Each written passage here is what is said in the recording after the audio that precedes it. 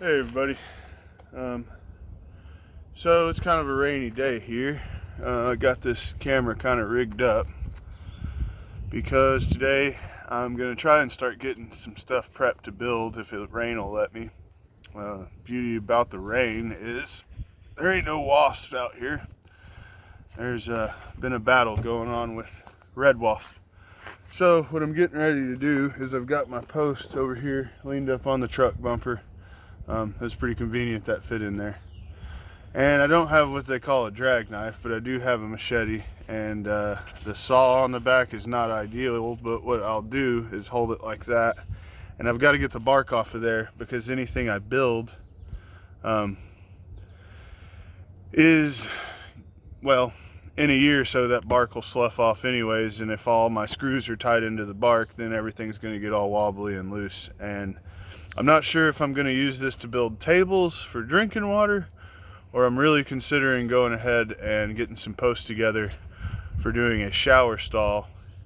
I haven't decided that yet, but either way I got to get the bark off of these, so I figured I'd show you all the process there. And it's slow. I'll be fast forwarding it. There's not going to be a lot of talking, but not the right tool for the job, but it will work. Oh yeah, and just a little side note, I am doing this over here because this is the new driveway I've cut in, and I like to use what I can, so all this bark when it sloughs off is going to make a bunch of wood chips, and I've got a lot of it to do. So if I kind of work this area for one, I pack it all in with my feet, walking around, the dog following me around, you'll see him. We're steady packing it in. But at the same time, I'm going to be putting wood chips all over the ground here. All that'll help me through the rainy season to have some traction, but honestly, it hadn't been too bad so far. So anyway.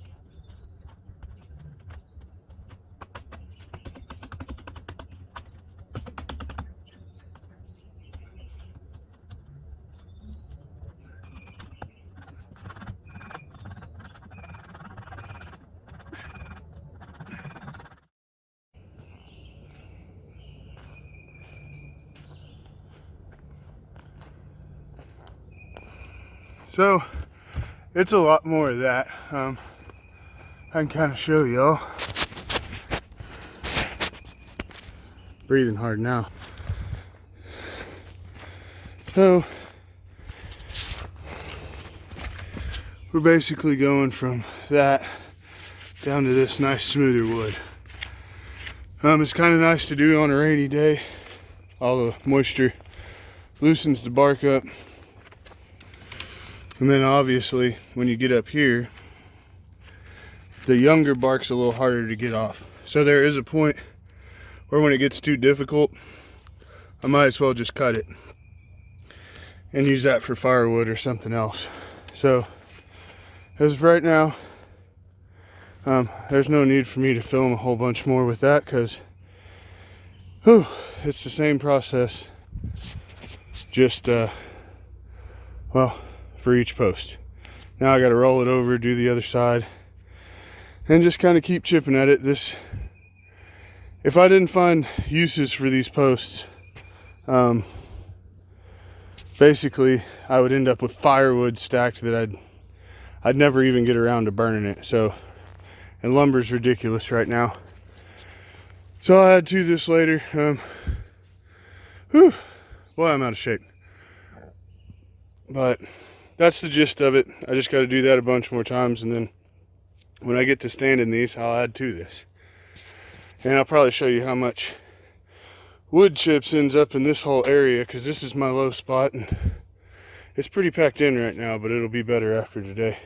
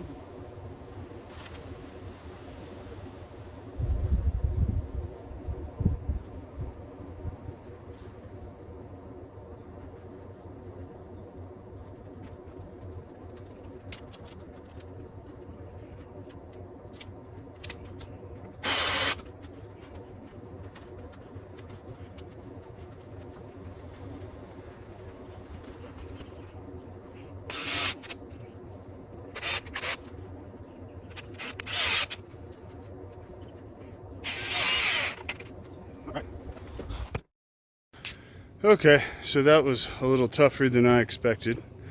Thing about working with non-dimensional wood is you're trying to get something that's fairly thick.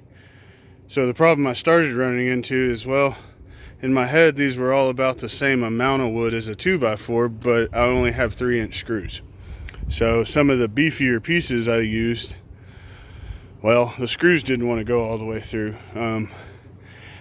And I only used one screw in places because I'm here by myself. So when it does come to getting this thing leveled to put the top on, which is the next part of this, I want it to have a little bit of give. I want to be able to rack it where I want it to. And then also, this is a hill. The ground's not level. I'm not putting this on a slab. I need it to kind of settle in where it wants to settle in. So just a little close. As you can see, you know, these are set up now where it's an X brace opposite of each side. I had the idea of doing 2. And I mean, you can see they don't line up perfectly, and some go to the top and some don't. And the biggest issue I'm having is some of this cedar split on me. But it's all still holding together right now. If you saw in the video, this thing was racking around like crazy. I can pick it up all in one piece now. So at this point, there's a stable table frame. I mean, I can always add to it. I can always replace pieces. The hard part's getting it all stood together in the wind, you know, when shit's kind of going crazy. And you know, it took a little bit more wood than I had got together and prepped. I was really hoping to be able to get it stood and then add the bracing later, but it was just too wobbly. And the other issue is I am starting to run out of 3-inch screws. So that's something I'm going to need a box of. Anyway, I'm going to set this thing back up in a second and start working on getting the top on. That shouldn't be too bad, and I need to find kind of level place to set it, and we're just going to go with some deck boards over the top of it. That'll be the only thing that's not like natural lumber. And at some point, depending on how much I like this and when I get, you know, figure out how these split pieces actually act and things like that, I may paint this thing. If you paint something, it lasts forever, at least like another 10 years. So not too bad for free, and not too bad for my first, I guess you'd call this timber framing. It's not really big pieces, but that's why I'm starting small. This is also the general idea, except for it's a little easier when you can set and level a post, and then it's all sturdy for you. This is the general idea of a lot of the things I'm going to build out here and how they're going to be built. The bigger stuff, obviously I can't use screws. You'll see how I do that. There's a few little tricks. They also make giant nails, and they also make giant screws. A lot of that gets pretty expensive, so I've got a trick up my sleeve for that. But all in all, that was not too bad of a build. A lot of learning involved in that. I'll definitely realize that I should get more. First off, I need smaller wood than I think, and I need a lot more of it than I think. So all about learning. I'll add to this in a bit. Hey, so I'm inside cooling off. It's hard to tell over the video, but it's been a pretty humid day here today. And right about the time the sun came out and it hit 75 degrees was right about the time I got the barrel stuck up there. So if you make it that far, it's pretty funny. As soon as I got finished, red wasps started coming out everywhere. There's actually a couple of spots where they fly through the camera. I don't know when I time lapse it if you'll be able to tell, but you can definitely see me go grab my pump sprayer and then end up getting chased in the house. I'm not naturally afraid of wasps. I grew up around them, but I'm allergic to them now, and I'm 40 minutes from a hospital with no EpiPen, so I'm pretty cautious about it. It's not something I'm used to, is having to, well, my pump sprayer didn't have any pressure, so as soon as I started to shoot at the bees, or the wasps, I leave the bees alone. The bees, the bumblebees, the hornets even, they don't seem to mess with me. But these red wasps, man, they come out and they're all looking for a place to make a nest. So I've got to be on top of it right now. So that's probably what the next couple hours of my day is going to look like, is sitting out there with a pump sprayer trying to run them off. They're all looking for a place to nest. So the more of them that find a place to nest in this little vicinity, the more of them I'll be dealing with in the heat of summer. And there's going to come a point where, you know, our days are always over 75 and I get no chances to go out there unless I try to get the numbers down. I've never seen it this bad anywhere. And I've been in a lot of country settings. So I think that's pretty funny. You can see me run in the house, and what I did was came in and fixed the pump sprayer and closed the one window I had open. And, well, I got a couple of them chased down and sprayed up, and then, I came in to cool off. So I'm about to go back out there with the pump sprayer and chase a few more of these guys off. I'm sure there's 5 in the car and 4 or 5 buzzing around this place right now. So I've got to stay on top of that. I'm glad I got the table done, and I will finish up this video after it chills out a little bit out there, because I'm telling you, once it hits 75 degrees, it gets pretty sketchy for somebody who's not sure what their reaction's going to be. But all right, I'll finish this up in a bit.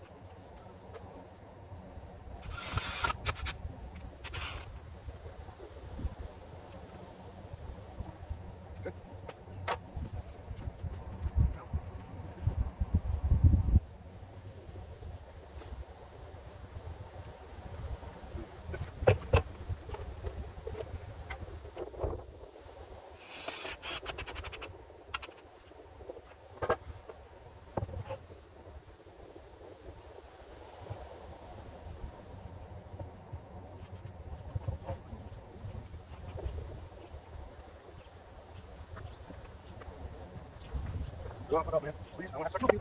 I'll do my shit.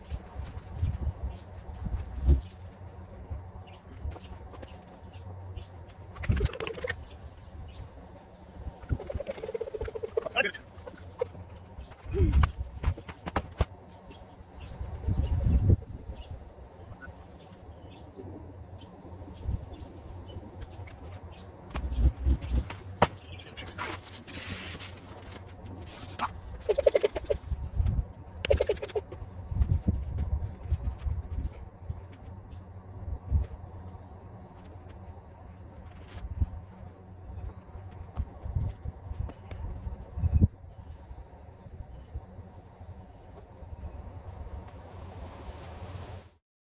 Okay, so with the cloud cover, it doesn't look like they're too terribly bad out here. There wasn't any in the cars. I'm sure there will be by the end of the day, but let me go ahead and wrap this up because I'm not doing any more building today. There's storms tonight, and mostly I'm just going to get cleaned up.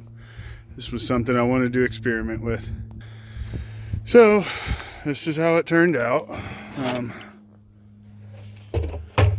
Nothing, like I said, super awesome, but let me find my level. It's around here somewhere. Maybe not.